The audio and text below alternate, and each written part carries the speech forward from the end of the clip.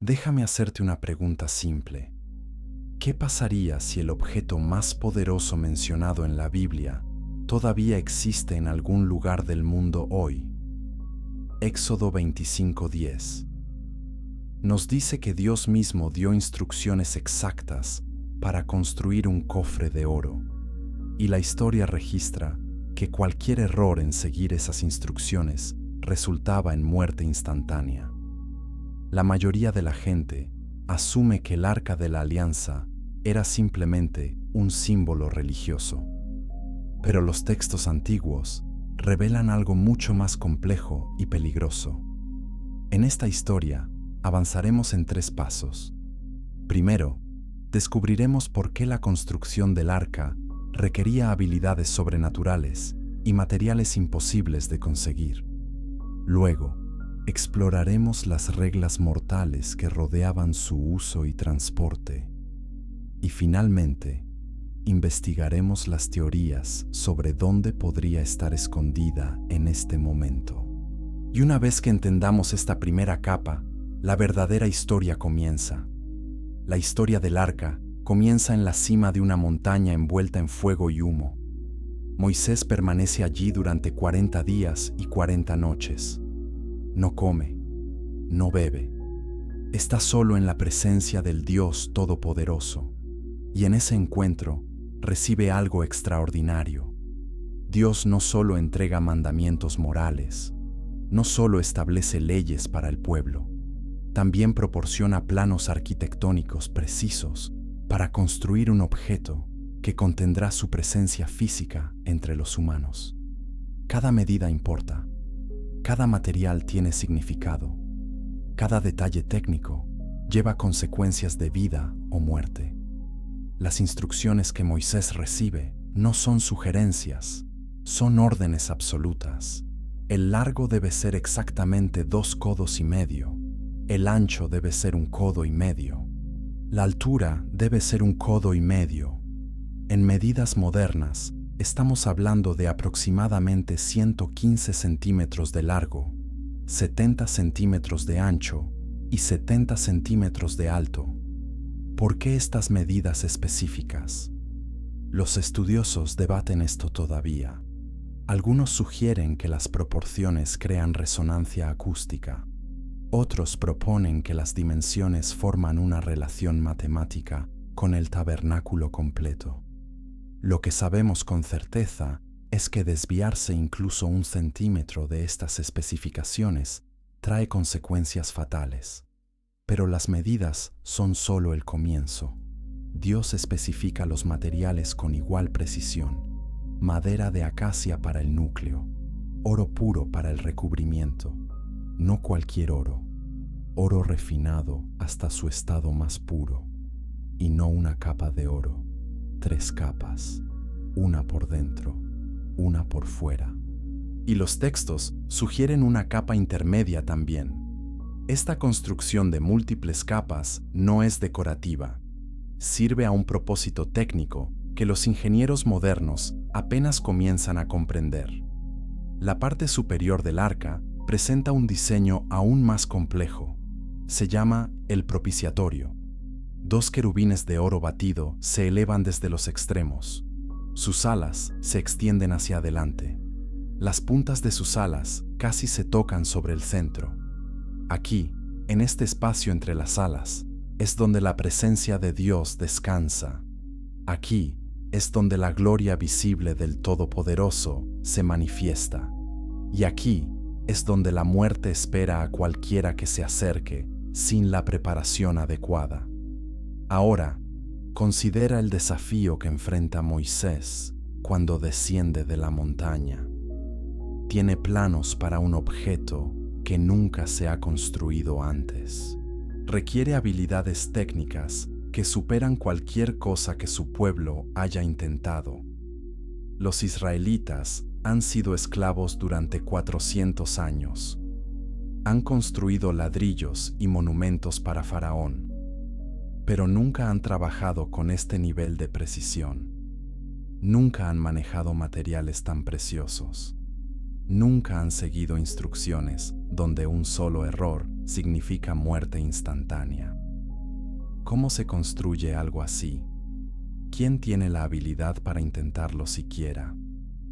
Esta pregunta nos lleva a uno de los personajes más fascinantes de toda la Escritura.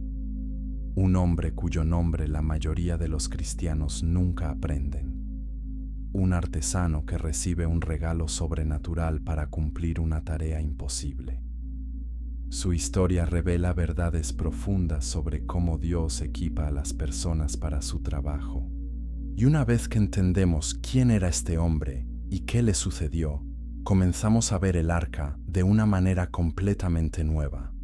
Pero eso viene después. Primero, necesitamos explorar algo que hace que este objeto sea aún más misterioso, porque resulta que el arca desaparece de la historia sin dejar rastro. Ningún registro bíblico explica qué le sucedió. Ningún texto antiguo revela su ubicación final.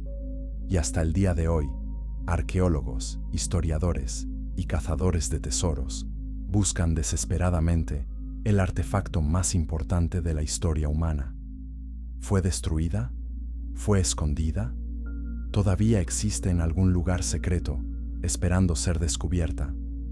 Esas preguntas mantienen a los investigadores despiertos por la noche, y las respuestas potenciales son más extrañas de lo que imaginas. Chapter 2. El hombre. Elegido por Dios. Dios necesita un artesano, no cualquier trabajador, alguien con habilidades extraordinarias, alguien capaz de ejecutar diseños divinos con perfección absoluta. Y Dios elige a un hombre llamado Bezaleel. Su nombre significa bajo la sombra de Dios. Y lo que le sucede a este hombre revela algo profundo sobre cómo el Espíritu Santo capacita a las personas para tareas imposibles. Éxodo capítulo 31 registra algo asombroso. Dios dice a Moisés que ha llenado a Bezaleel con el Espíritu de Dios. Esta es la primera vez en toda la Escritura que leemos sobre el Espíritu Santo llenando a una persona específica. No para profecía, no para liderazgo, para artesanía, para trabajo técnico, para habilidades manuales. Esto desafía nuestras ideas modernas sobre trabajo espiritual versus trabajo secular. Dios considera la construcción del arca tan sagrada que derrama su espíritu sobre un artesano de la misma manera que más tarde llenará a profetas y reyes.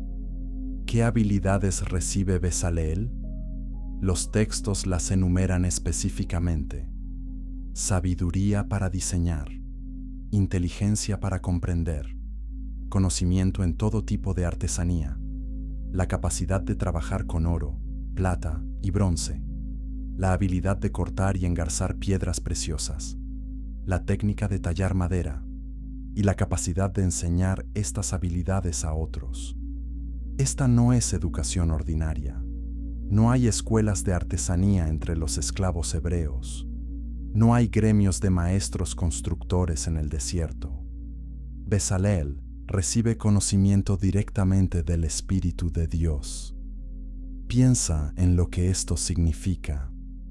Bezaleel debe entender metalurgia a un nivel que rivaliza con los mejores artesanos de Egipto. Debe saber cómo purificar oro hasta su estado más fino. Debe comprender cómo crear aleaciones que no se agrieten ni se deformen.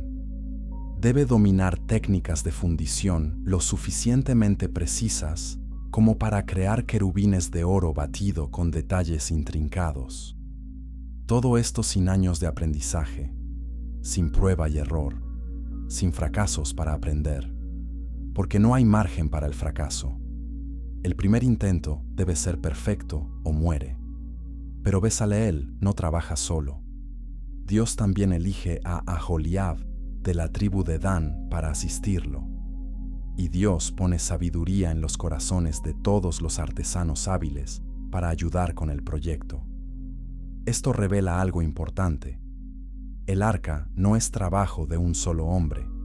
Es un proyecto comunitario que requiere múltiples habilidades trabajando en armonía perfecta. Los tejedores crean las cortinas. Los herreros preparan los implementos de bronce.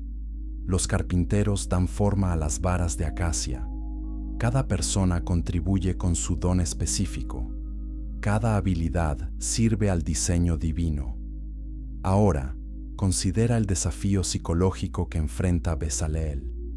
Lleva el peso de saber que un solo error mata, no solo a él, potencialmente a cualquiera que más tarde toque o transporte el arca mal construida.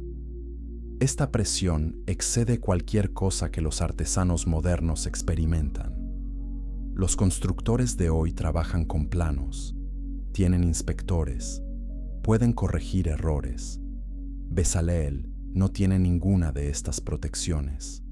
Solo tiene las instrucciones que Dios dio a Moisés y el espíritu que lo llena. Los textos rabínicos posteriores añaden detalles fascinantes sobre cómo Bezaleel entendió su tarea. Una tradición dice que comprendió las combinaciones de letras con las que Dios creó el cielo y la tierra. Otra sugiere que podía ver los planos celestiales del arca en su mente. Otra más afirma que trabajaba en un estado de inspiración continua, donde cada movimiento de sus manos era guiado directamente por Dios.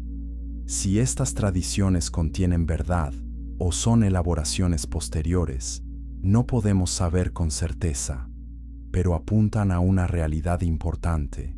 La construcción del arca trasciende la artesanía humana ordinaria. ¿Cuánto tiempo lleva la construcción? La Escritura no proporciona una línea de tiempo exacta, pero el tabernáculo completo, con todos sus muebles, toma meses. El arca misma, siendo el objeto más importante y complejo, probablemente requiere semanas de trabajo concentrado, semanas de martillar oro, semanas de dar forma a madera, semanas de ensamblar componentes con precisión micrométrica.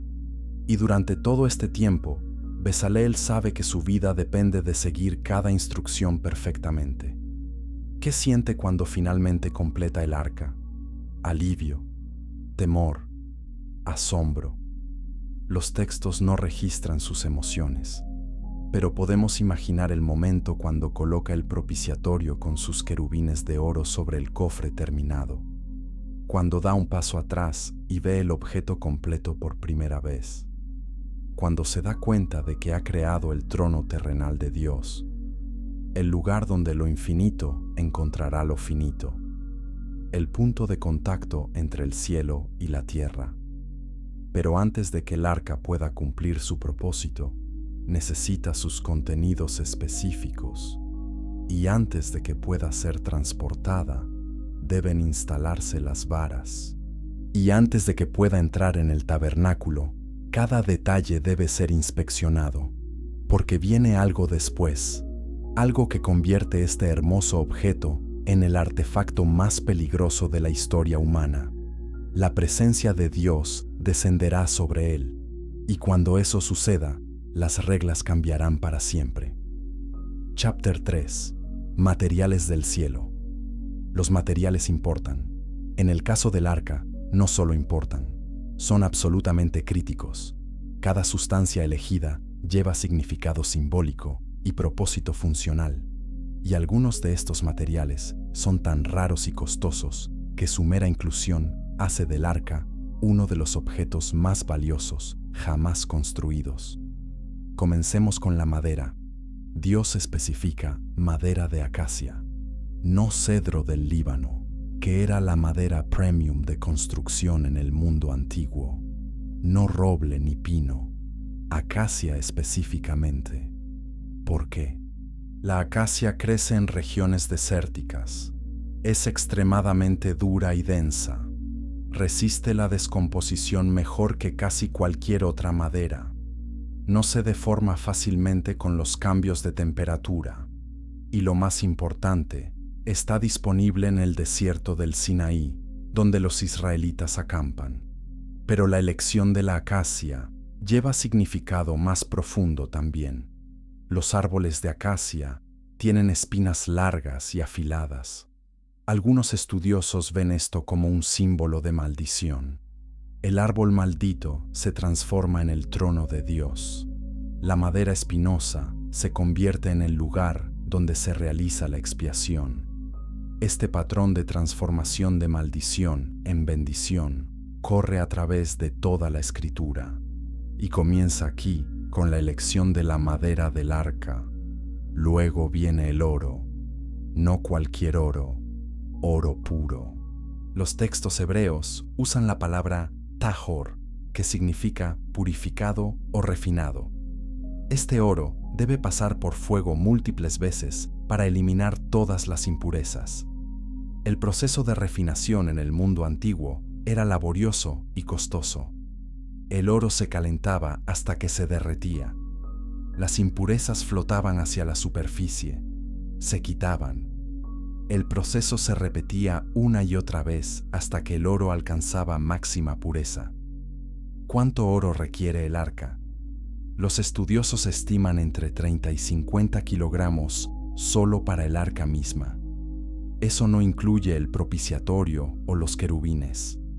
Cuando añades esos elementos, el peso total de oro probablemente excede los 70 kilogramos. En valores modernos, eso representa millones de dólares solo en material en bruto. Pero en el mundo antiguo, donde el oro era mucho más raro, el valor sería astronómico. ¿De dónde obtienen los israelitas tanto oro? La respuesta nos lleva de regreso a Egipto. Cuando Dios preparaba a su pueblo para el éxodo, instruyó a cada familia israelita a pedir artículos de oro y plata de sus vecinos egipcios. Éxodo registra que los egipcios dieron generosamente. Algunos estudiosos ven esto como pago atrasado por 400 años de trabajo esclavo. Otros lo ven como Dios saqueando a Egipto para financiar su tabernáculo. De cualquier manera, los israelitas salieron de Egipto con riqueza considerable, y ahora esa riqueza sirve para construir la morada de Dios. Pero hay una ironía trágica aquí. Parte de este oro ya fue mal usado. Cuando Moisés subió al monte Sinaí, el pueblo se impacientó. Exigieron que Aarón hiciera dioses para ellos, y Aarón tomó sus aretes de oro y formó un becerro de oro. El mismo material destinado para el arca de Dios primero se convirtió en un ídolo. El mismo oro que debía contener la presencia divina primero representó la rebelión humana. Esta dualidad nos recuerda que los materiales en sí mismos son neutrales. El propósito y la obediencia determinan si sirven a Dios o al pecado. Ahora consideremos los textiles. El arca misma no contiene tela, pero las cortinas que la rodean dentro del tabernáculo presentan algunos de los textiles más caros del mundo antiguo. Lino fino torcido forma la base. Sobre esto, los artesanos tejen diseños con hilos azules, púrpuras y carmesí. Estos colores no son decorativos. Cada uno requiere procesos de teñido extremadamente costosos. El tinte azul proviene de una planta llamada índigo. El proceso de extracción y fijación del color requiere conocimiento especializado. Pero el azul es barato comparado con el púrpura. El tinte púrpura proviene de un caracol de mar específico llamado murex. Se necesitan miles de estos caracoles para producir una pequeña cantidad de tinte. Los recolectores deben bucear en aguas profundas para encontrarlos. Deben extraer las glándulas de tinte sin contaminarlas. Luego, deben procesar las glándulas inmediatamente antes de que se descompongan. El resultado es un tinte tan caro que solo la realeza puede permitírselo. De hecho, en muchas culturas antiguas, usar púrpura estaba legalmente restringido a reyes y nobles. ¿Cuán caro era el púrpura? Los registros históricos muestran que el púrpura valía más que su peso en oro. Una sola prenda teñida de púrpura podría costar el salario de un año de un trabajador. y el tabernáculo requiere cantidades significativas de tela púrpura. Esto significa que los materiales del tabernáculo representan no solo trabajo, representan riqueza que excede el tesoro de reyes menores. El carmesí viene del cuerpo seco de insectos hembra de una especie específica. Estos insectos viven en robles en el Medio Oriente. Las recolectoras deben cosecharlos en el momento exacto correcto. Demasiado temprano y el tinte es débil. Demasiado tarde y los insectos han puesto huevos y volado. El proceso de convertir estos cuerpos de insectos en tinte estable requiere habilidad considerable. Y nuevamente, el costo es extraordinario. ¿Por qué Dios requiere materiales tan caros? Algunos sugieren que refleja su gloria. Dios merece lo mejor. Otros argumentan que enseña a los israelitas sobre sacrificio. Dar los materiales más preciosos demuestra devoción total. Otros más proponen que los materiales raros preservan el arca de uso casual. Cuando algo cuesta enormemente, la gente lo trata con respeto apropiado. Todas estas interpretaciones llevan verdad. Pero hay otra dimensión para considerar. Los materiales crean un contraste dramático con el entorno del desierto. Los israelitas viven en tiendas, duermen en tierra, comen maná simple. Pero en medio de esta austeridad se encuentra un objeto de belleza y valor sin precedentes. Este contraste visualiza una verdad teológica profunda. Dios habita en medio de su pueblo. Su presencia no está distante, no está confinada al cielo. Está aquí, representada por los materiales más hermosos que la humanidad puede reunir. Capítulo 4. La construcción imposible. La construcción del arca presenta desafíos técnicos que los ingenieros modernos apenas comienzan a apreciar. Recordemos las especificaciones. Un núcleo de madera de acacia, cubierto completamente en oro puro, por dentro y por fuera, con precisión tal que cualquier error resulta en muerte. ¿Cómo logra Bezaleel esto? El primer desafío es dar forma a la madera. La acacia es extremadamente dura. Cortarla requiere herramientas afiladas y esfuerzo considerable. Pero cortar es solo el comienzo. Las piezas de madera deben unirse para formar un cofre perfectamente rectangular. Las juntas deben ser tan ajustadas que ningún espacio permanezca. Los arqueólogos creen que los antiguos constructores usaban mortajas y espigas. Un constructor cortaría una proyección en una pieza de madera. Luego cortaría un hueco correspondiente en otra pieza. Las dos piezas encajarían juntas como un rompecabezas, sin clavos, sin tornillos, solo madera ajustada en madera. Crear estas juntas en acacia requiere habilidad tremenda. La madera es tan dura que se astilla fácilmente si se corta incorrectamente, pero las juntas deben ser exactas, demasiado apretadas, y la madera se raja al ensamblar, demasiado sueltas, y el cofre es inestable. Bezaleel debe equilibrar estas demandas con perfección. Y recuerda, no puede practicar. No hay segundas oportunidades. La primera construcción debe ser perfecta. Una vez que el núcleo de madera está completo, comienza el trabajo de oro. Aquí es donde las cosas se vuelven realmente complejas. El oro debe cubrir cada superficie del cofre, interior y exterior, sin espacios, sin burbujas, sin imperfecciones. ¿Cómo aplicas oro a madera? Los antiguos artesanos usaban dos métodos principales: pan de oro y oro batido. El pan de oro consiste en martillar oro hasta que se vuelve tan delgado como el papel. Estas láminas delgadas pueden entonces aplicarse a superficies con adhesivos. Pero las láminas de pan de oro son extremadamente frágiles. se rompen con el más ligero toque. Aplicarlas uniformemente a una superficie sin rasgaduras requiere manos firmes y paciencia infinita. Y el arca requiere múltiples capas. Una sola capa de pan de oro es tan delgada que la madera aparecería a través. Múltiples capas crean la apariencia de oro sólido. Alternativamente, los artesanos podrían usar oro batido. Este proceso implica martillar oro hasta que se vuelve maleable. Luego, se presiona en moldes o directamente sobre superficies.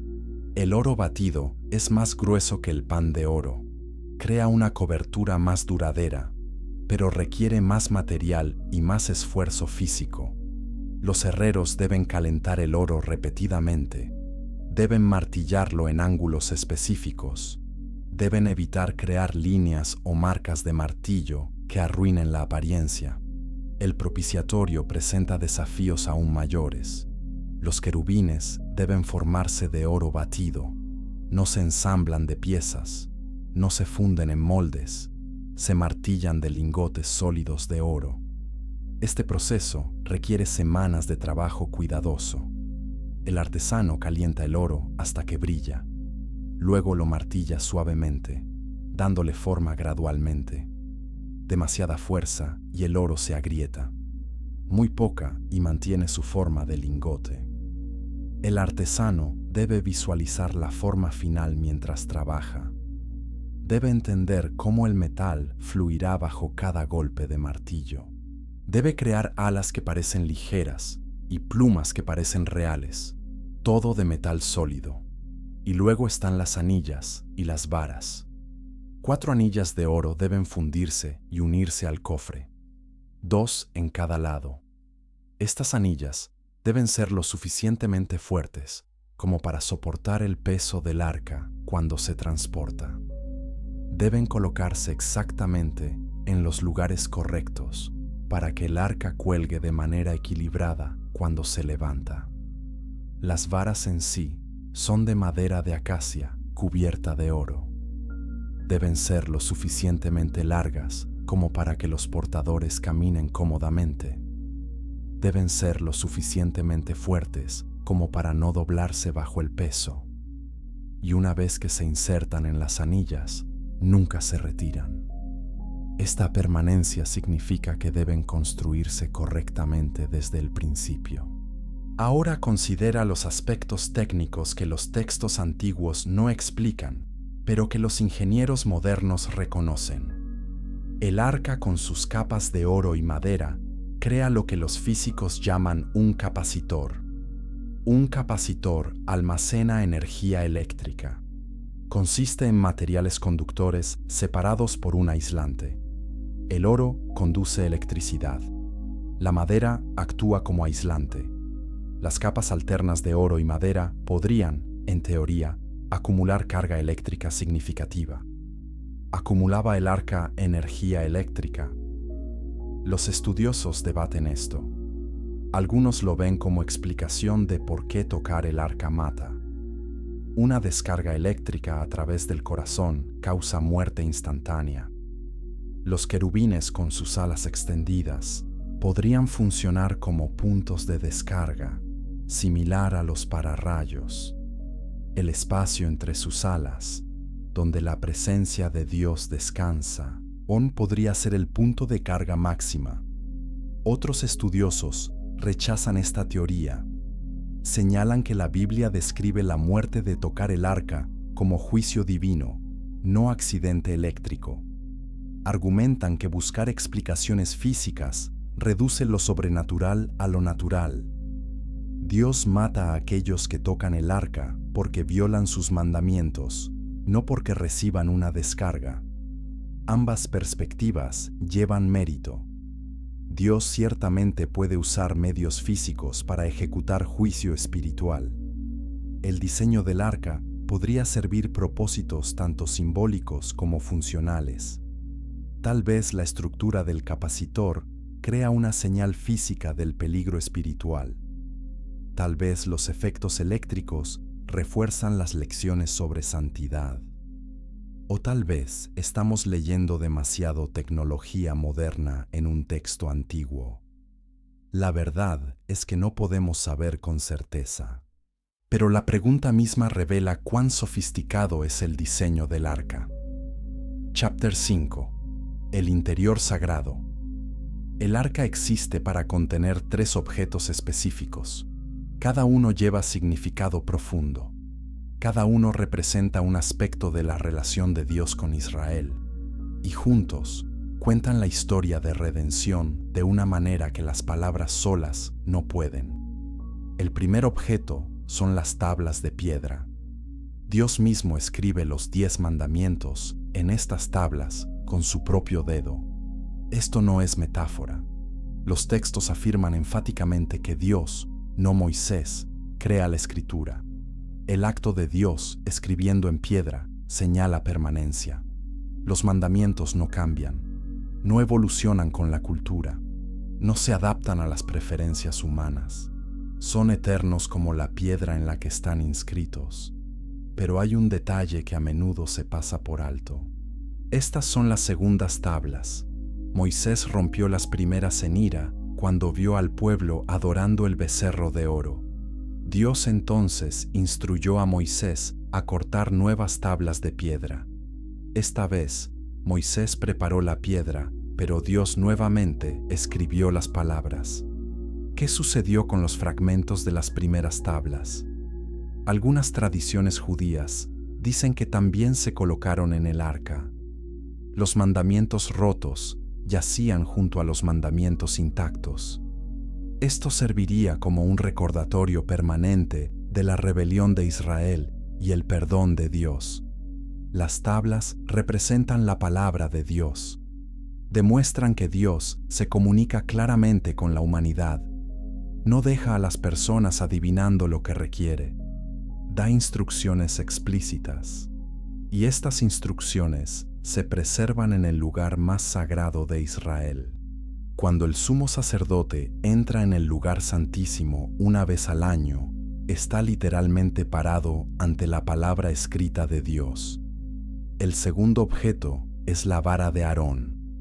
Esta vara tiene una historia notable.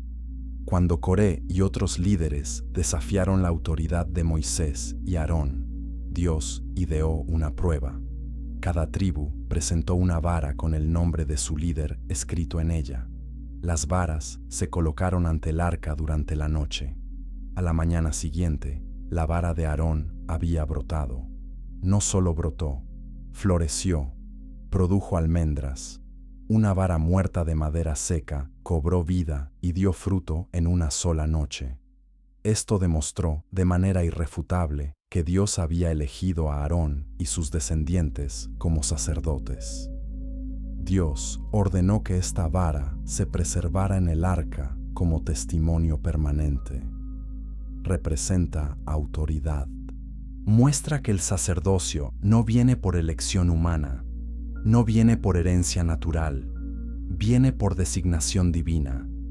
La vara brotada también representa resurrección, vida de la muerte, esperanza de la desesperación. Estos temas resuenan a través de toda la Escritura y encuentran su cumplimiento final en Cristo. El tercer objeto es una vasija de maná. Durante los 40 años en el desierto, Dios alimentó a Israel con maná. Cada mañana, esta sustancia parecida al pan aparecía en el suelo. El pueblo la recolectaba y la comía. Satisfacía completamente, pero no se conservaba. Cualquier maná guardado de un día para otro se echaba a perder con gusanos y olía mal. Solo el maná recolectado el día antes del sábado duraba un día extra. Esta caducidad enseñaba a Israel dependencia diaria de Dios. Dios instruyó a Moisés a preservar un homer de maná en una vasija. Esta vasija entraba en el arca como recordatorio permanente de cómo Dios proveyó en el desierto. Las generaciones futuras, nacidas en la tierra prometida, nunca verían maná caer, pero podían ver este espécimen preservado. Podían recordar que Dios sustenta a su pueblo incluso en lugares imposibles. El maná representa provisión, demuestra que Dios cuida las necesidades físicas de su pueblo. No es solo Dios espiritual, es Dios práctico. Se preocupa por estómagos hambrientos, tanto como por almas pecadoras, y preserva un recordatorio tangible de su fidelidad proveedora.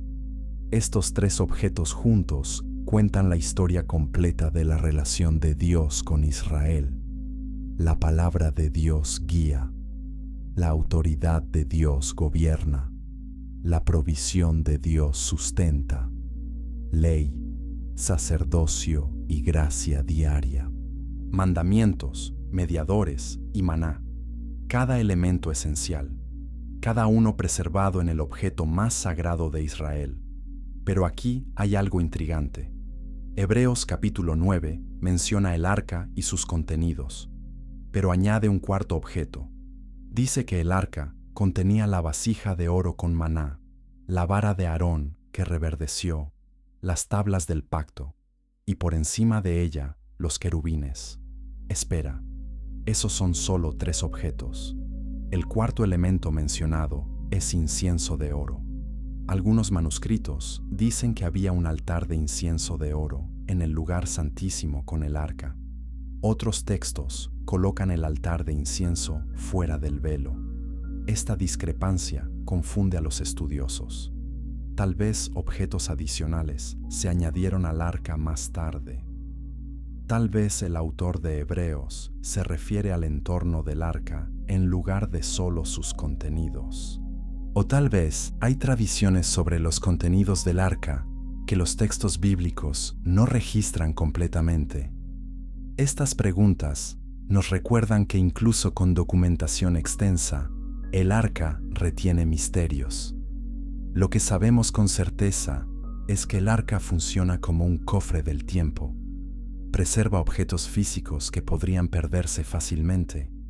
La piedra puede romperse, la madera puede pudrirse, el maná puede desintegrarse, pero sellado dentro del arca, protegido por capas de oro, custodiado por la presencia de Dios mismo, estos objetos permanecen intactos. Sirven como testimonio permanente para generación tras generación, y su mensaje permanece poderoso incluso hoy. Dios habla, Dios designa líderes, Dios provee. Estas verdades no cambian. Chapter 6. Reglas de vida o muerte. Transportar el arca no es tarea simple. No es como mover muebles. Dios establece reglas estrictas. Violar cualquiera de estas reglas resulta en muerte instantánea, y la historia muestra que Dios ejecuta estas reglas sin excepción. Solo los levitas pueden tocar el arca, ni siquiera todos los levitas, solo los descendientes de Coat, una subdivisión específica de la tribu de Leví. Y estos levitas deben seguir protocolos de preparación rigurosos, deben lavarse ceremonialmente, deben abstenerse de relaciones sexuales, deben presentar ofrendas, deben estar ritualmente limpios. Cualquier impureza los descalifica, y si un levita impuro toca el arca, muere. El arca nunca se toca directamente. Las varas permanecen siempre en sus anillas. Los levitas levantan el arca insertando varas largas a través de las anillas. Esto crea distancia entre los portadores y el arca misma. Incluso con esta protección, transportar el arca es peligroso. Los portadores caminan con miedo reverente. Saben que un tropezón podría ser fatal. Pero las reglas van más allá de quién puede cargar el arca. También especifican cómo debe ser cubierta. Cuando el campamento se prepara para moverse, los sacerdotes entran al lugar santísimo. Primero, cuelgan el velo que separa el lugar santísimo del lugar santo. Este velo cubre el arca, protegiéndola de la vista. Luego, extienden una cubierta de pieles de tejón sobre el velo. Luego añaden un paño completamente azul sobre todo. Solo entonces los levitas coatitas pueden entrar para levantar el arca. Nunca ven el arca misma. solo ven la cubierta azul. ¿Por qué tantas precauciones? Porque el arca lleva la presencia de Dios, y la presencia de Dios es peligrosa para seres humanos pecadores. Isaías dice que vio al Señor sentado en un trono alto y exaltado. Los serafines cubrían sus rostros en su presencia. E Isaías gritó que estaba arruinado porque era un hombre de labios impuros. La santidad de Dios consume el pecado como el fuego consume el papel. Acercarse a Dios sin preparación adecuada significa muerte. La historia de Usa ilustra esto vívidamente. David decide traer el arca a Jerusalén. Organiza una procesión masiva. Pone el arca en un carro nuevo tirado por bueyes. Pero aquí está el problema. El arca nunca debe ir en un carro. Debe ser cargada sobre hombros humanos usando las varas. David, en su entusiasmo, ignora este mandamiento. Y las consecuencias son rápidas. Los bueyes tropiezan. El carro se tambalea. El arca comienza a deslizarse. Usa, que camina junto al carro, instintivamente extiende su mano para estabilizar el arca. Su intención es buena. Quiere evitar que el arca caiga al suelo. Pero en el momento en que su mano toca el arca, muere. La ira de Dios estalla contra Usa. Y David se asusta tanto que abandona el plan de traer el arca a Jerusalén ese día. Esta historia genera preguntas difíciles. ¿Por qué Dios mata a Usa por lo que parece un reflejo natural? ¿No debería Dios valorar la intención de Usa sobre su acción? Los estudiosos ofrecen varias explicaciones. Algunos señalan que Usa no era levita, no tenía derecho de tocar el arca bajo ninguna circunstancia. Otros notan que el arca en un carro ya violaba los mandamientos de Dios. Usa compone una violación con otra. Otros más argumentan que la historia enseña que la familiaridad con las cosas sagradas no reduce su peligro. Usa vivía en la casa donde el arca había sido almacenada durante años. Tal vez se había vuelto casual al respecto. Cualquiera que sea la explicación exacta, la lección es clara. La santidad de Dios no se adapta a la comodidad humana. Sus mandamientos no son sugerencias, y acercarse a Él requiere obediencia cuidadosa, no improvisación bien intencionada. Después de la muerte de Usa, David aprende. 3 meses más tarde, intenta nuevamente traer el arca a Jerusalén.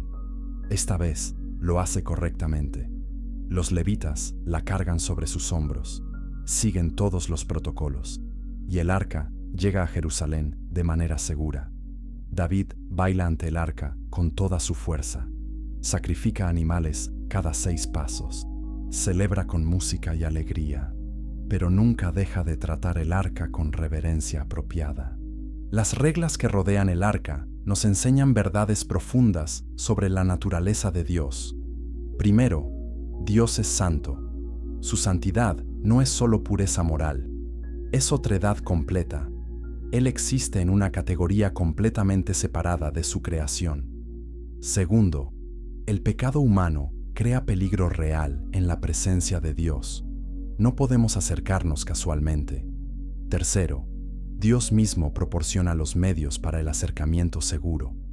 Los protocolos no son arbitrarios. Protegen a las personas mientras permiten el acceso a Dios. Estas lecciones resuenan a través del Nuevo Testamento. Hebreos dice que nuestro Dios es un fuego consumidor.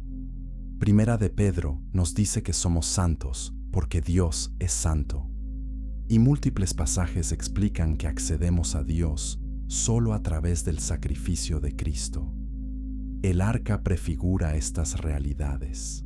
Muestra que estar con Dios requiere mediación, requiere sangre derramada, requiere obediencia y ofrece tanto peligro como promesa. Chapter 7. El poder en el campo de batalla. El arca no permanece en el tabernáculo, sale a la batalla, y cuando lo hace, las cosas extrañas suceden. Las murallas de ciudades caen, Los ejércitos enemigos entran en pánico. Israel gana victorias imposibles.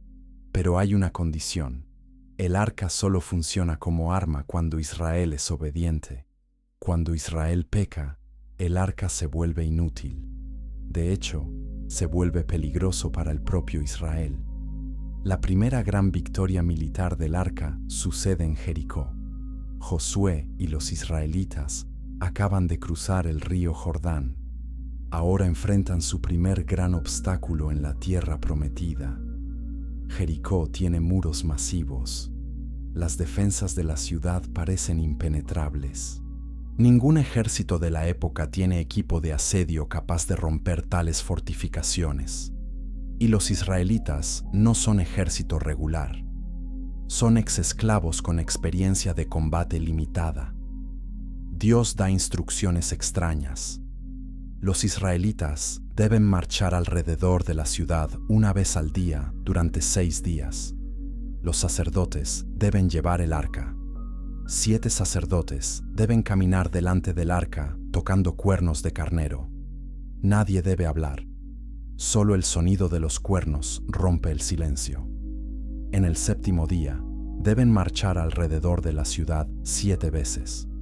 Luego los sacerdotes deben tocar una explosión larga en los cuernos, y el pueblo debe gritar. Cuando lo hagan, las murallas caerán. Imagina ser un soldado en esa marcha.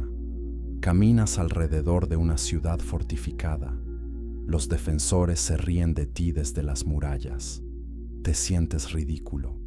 Esto no es estrategia militar, es teatro absurdo, pero sigues las órdenes porque Dios las dio. Día tras día, marchas en silencio. Los cuernos tocan, tus pies levantan polvo, el sol golpea y nada sucede. Las murallas permanecen firmes. Luego viene el 7º día. Marchas una vez, 2 veces, 3 veces, 4, 5, 6, 7 veces alrededor. Tus piernas duelen, tu garganta está seca, y entonces los sacerdotes tocan la explosión larga. El pueblo grita, y las murallas de Jericó colapsan.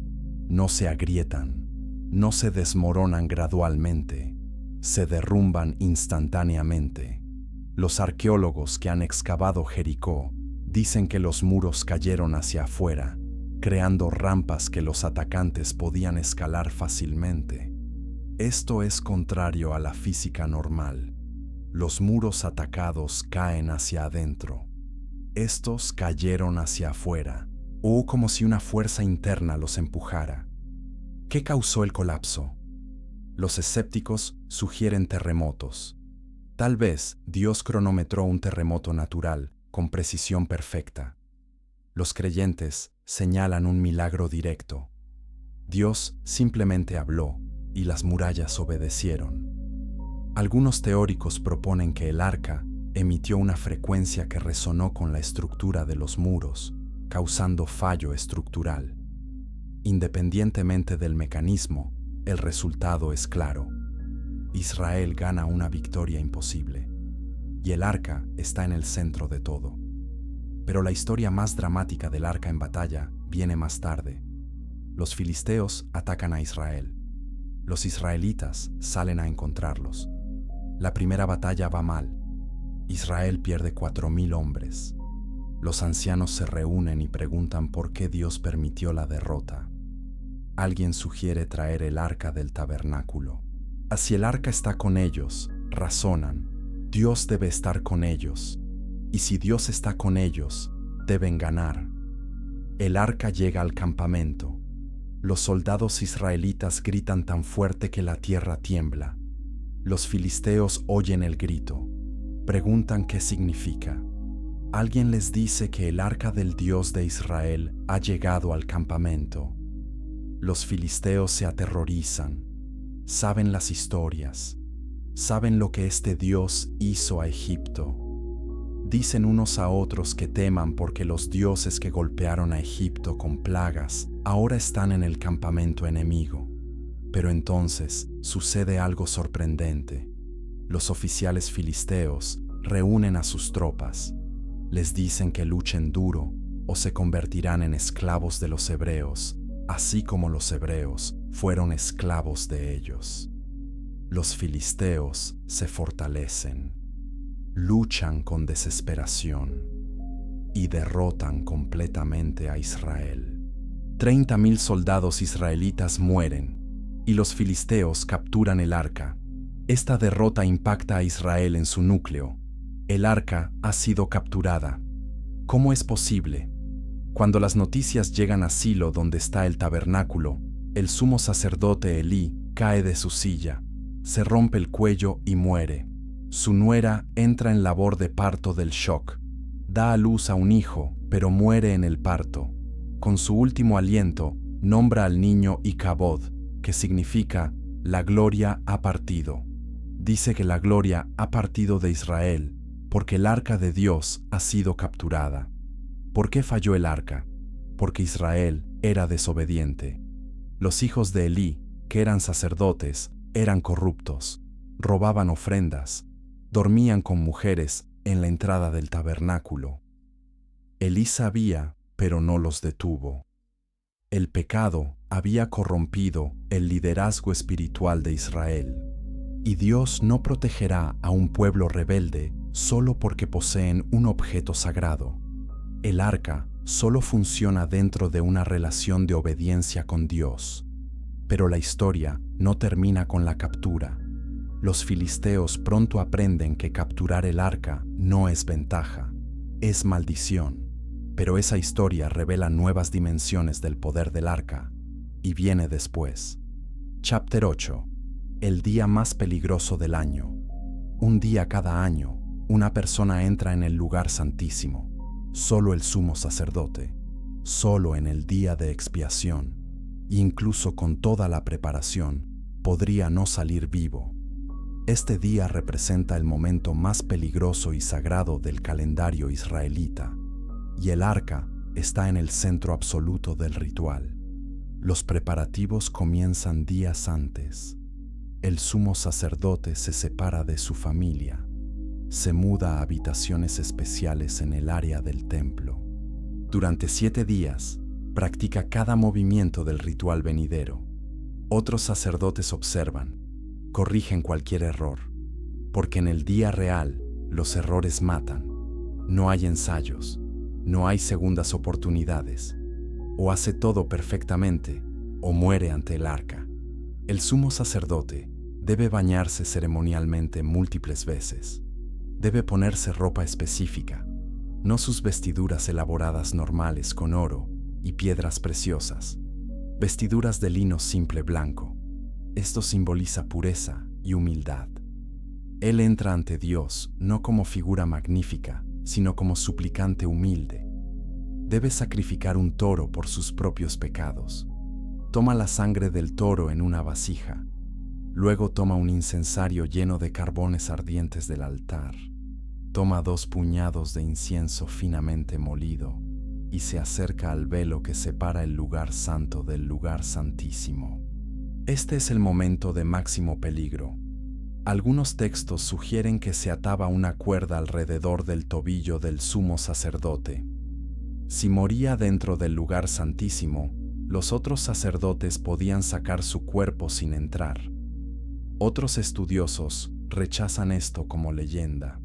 Señalan que ningún texto bíblico menciona tal cuerda, pero el hecho de que la historia existe revela cuán peligroso consideraba el pueblo este ritual. El sumo sacerdote pasa a través del velo. Ahora está en el lugar santísimo, solo él y el arca. La presencia visible de Dios, llamada la Shekinah Gloria, brilla entre los querubines. La luz no es natural, no proviene de lámparas o ventanas. Es la gloria radiante de Dios mismo, y está a metros de distancia. Inmediatamente, el sumo sacerdote arroja el incienso sobre los carbones en el incensario.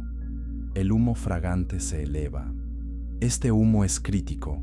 Levítico dice explícitamente que el humo debe cubrir el propiciatorio, o el sumo sacerdote morirá. El humo crea una barrera parcial, amortigua la gloria radiante, permite al sacerdote funcionar sin ser consumido. Luego toma la sangre del toro. Con su dedo, Rocía la sangre en el propiciatorio 7 veces. Este acto expía sus propios pecados y los pecados de su casa. La sangre en el propiciatorio visualiza el concepto de sustitución. El toro murió en lugar del sacerdote. Su sangre cubre el pecado del sacerdote. Pero el trabajo del sacerdote no está completo.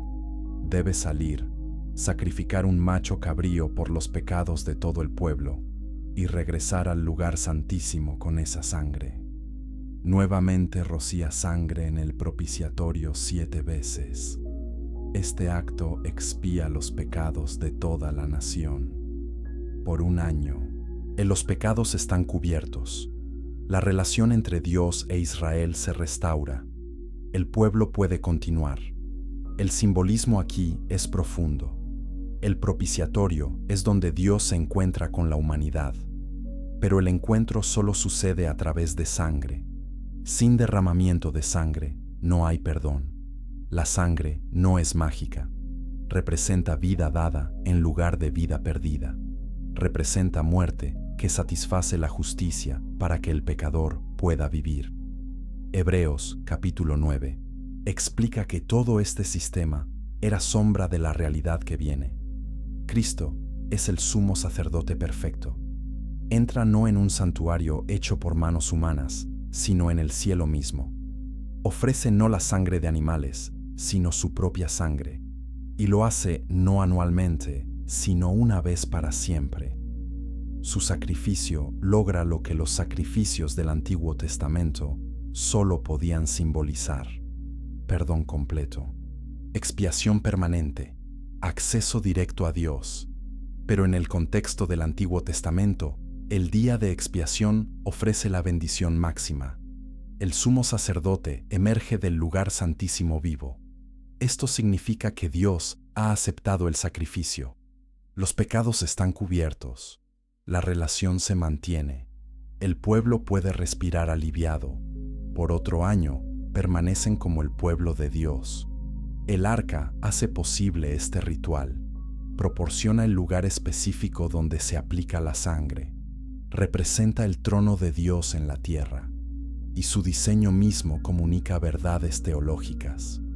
Los querubines se enfrentan entre sí, mirando hacia abajo al propiciatorio. Están viendo la sangre que cubre el pecado. Están siendo testigos del acto de expiación. Y entre ellos, la presencia de Dios descansa, satisfecha con el sacrificio proporcionado. Capítulo 9. Cuando el arca fue capturada. Los filisteos capturan el arca. Para Israel, esto es catástrofe, pero para los filisteos, rápidamente se convierte en pesadilla. El arca demuestra que el Dios de Israel no está limitado al territorio israelita. Su poder se extiende a donde quiera que va el arca, y ese poder no es amable con aquellos que no lo conocen. Los filisteos llevan el arca a Asdod. La colocan en el templo de su dios Dagón. Probablemente piensan que esto demuestra la superioridad de Dagón. Su dios capturó al Dios de Israel. Su dios merece honor. Pero a la mañana siguiente, descubren que la estatua de Dagón ha caído boca abajo ante el arca. Esto ya es preocupante. Levantan la estatua y la devuelven a su lugar. A la mañana siguiente sucede algo aún más extraño. Dagón ha caído nuevamente, pero esta vez, a su cabeza y sus manos están cortadas. Solo su torso permanece. La estatua del dios filisteo yace mutilada ante el arca del Dios de Israel. El mensaje es claro: no hay competencia. Dagón no puede estar en presencia del verdadero Dios. Pero el problema va más allá de estatuas caídas. La gente de Asdod comienza a sufrir aflicciones. Los textos hebreos dicen que fueron afligidos con tumores. La palabra hebrea es ophalim, que puede significar tumores, hemorroides o posiblemente bubones de peste bubónica. Sea cual sea la aflicción exacta, es dolorosa, vergonzosa y generalizada. La gente de Asdod rápidamente decide que no quieren el arca. envían el arca a Gat, otra ciudad filistea. Los mismos problemas comienzan allí: tumores, pánico, muerte.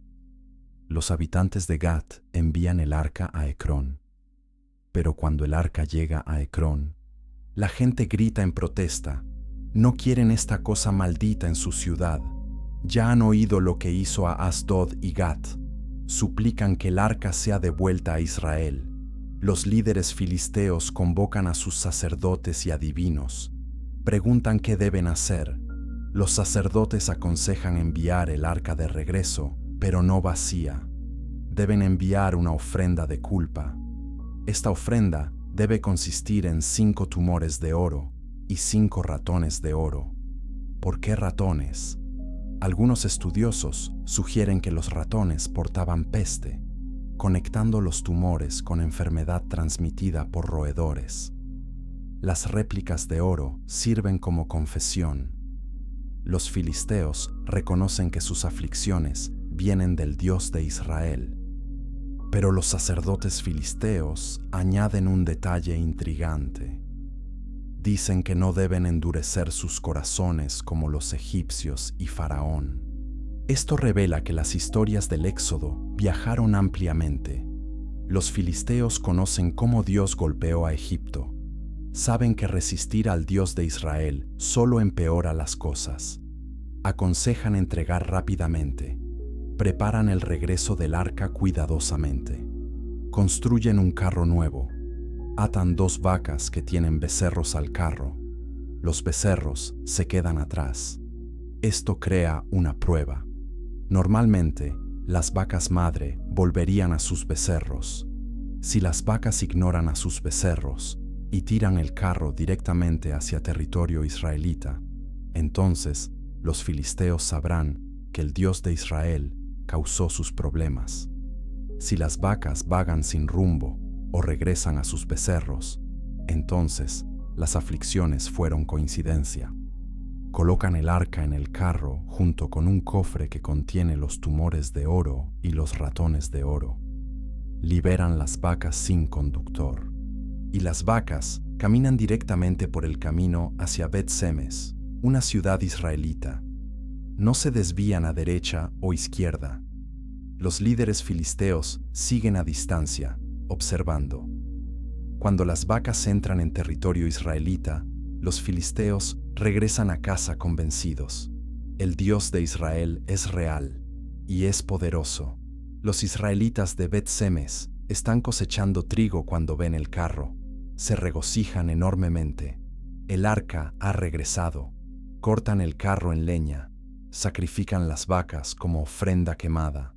Todo parece una celebración feliz. Pero luego sucede tragedia. Algunos hombres miran dentro del arca.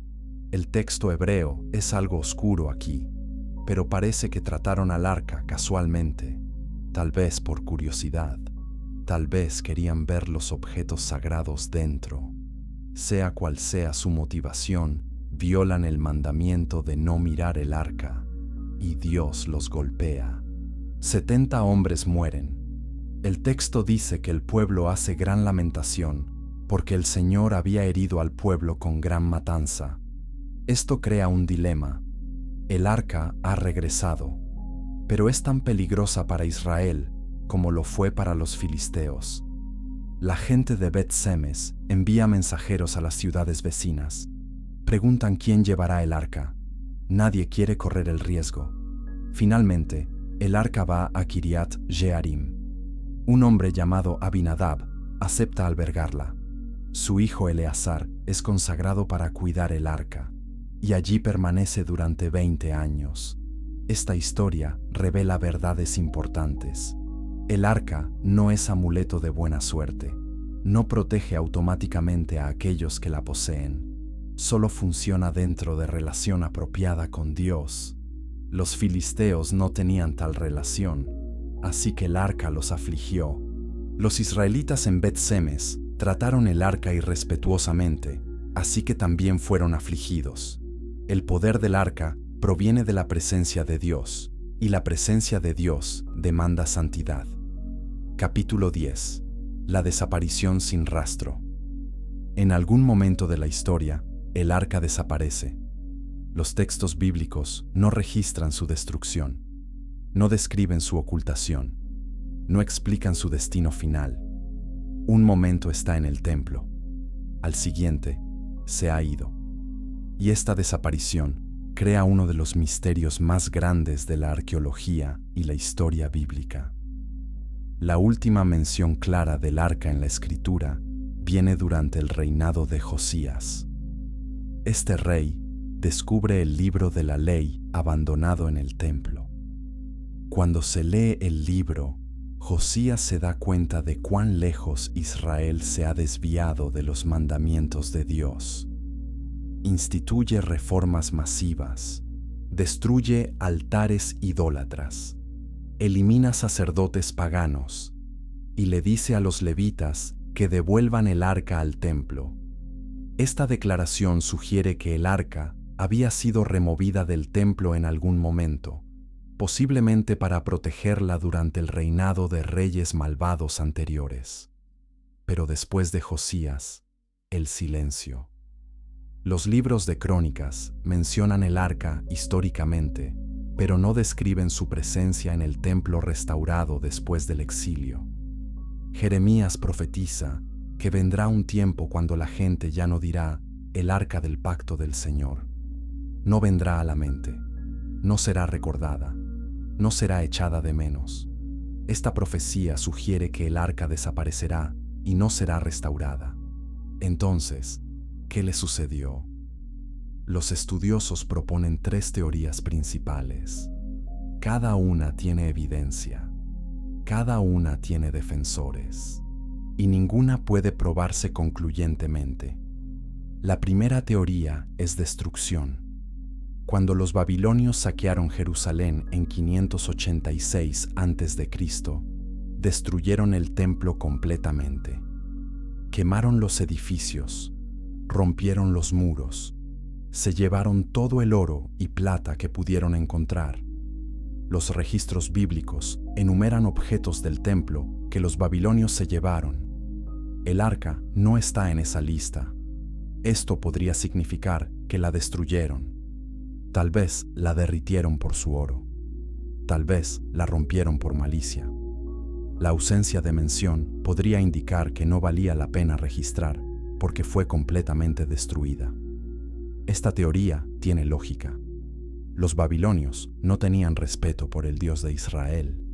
Para ellos, el arca era simplemente otro objeto religioso de un pueblo conquistado. Su valor estaba en sus materiales, no en su santidad. Derretirla por oro tendría sentido económico perfecto. Y si fue destruida, eso explicaría por qué nunca reapareció. Pero esta teoría enfrenta problemas. Los babilonios mantuvieron registros meticulosos. Listaron otros artículos del templo específicamente. ¿Por qué omitirían el objeto más grande y valioso? Además, los profetas declaran que el arca no será recordada. Esto sugiere desaparición intencional, no destrucción accidental. La segunda teoría es ocultación. Esta teoría sostiene que los sacerdotes o profetas escondieron el arca antes de que llegaran los babilonios. Sabían que el templo sería destruido. Querían preservar el objeto más sagrado de Israel. Así que lo movieron secretamente a una ubicación oculta. Y esa ubicación permaneció secreta, posiblemente perdida, cuando los que sabían murieron durante el exilio. ¿Dónde podría esconderse? Algunos proponen túneles secretos debajo del monte del templo. Jerusalén tiene sistemas extensos de túneles excavados en la roca. Algunos datan de tiempos antiguos. Los sacerdotes podrían haber creado cámara oculta en lo profundo de estas cuevas. Sellaron la entrada, y el arca yace allí todavía, esperando ser descubierta. Otros sugieren que el arca fue movida fuera de Jerusalén completamente, tal vez a una cueva en el desierto, tal vez a una ciudad levítica distante, tal vez incluso fuera de Israel, a tierra segura.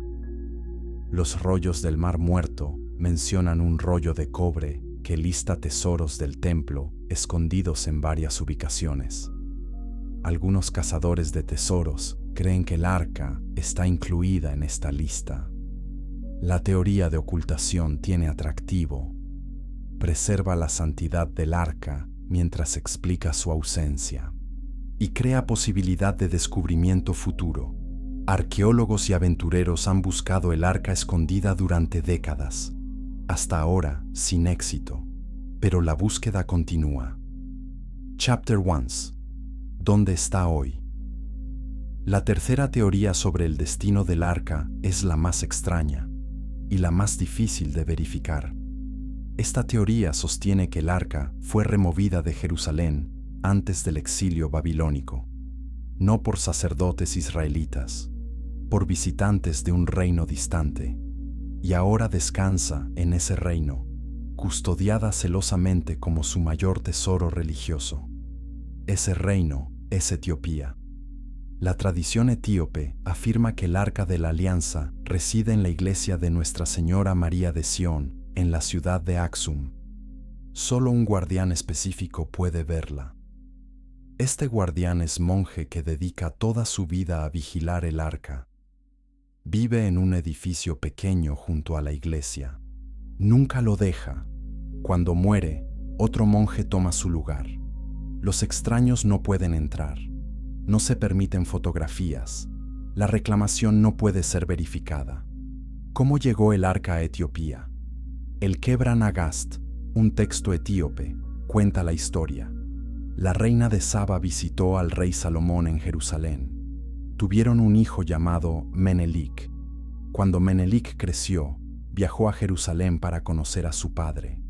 Salomón le ofreció quedarse y gobernar, pero Menelik prefirió regresar a Etiopía. Cuando partió, algunos hijos de sacerdotes y nobles israelitas fueron con él.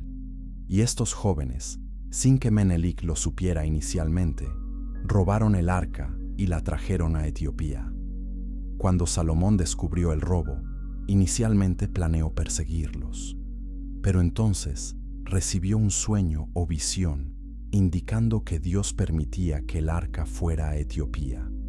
Israel había pecado. Dios estaba transfiriendo su favor a esta nueva nación. Así que Salomón dejó ir el arca y ha permanecido en Etiopía desde entonces.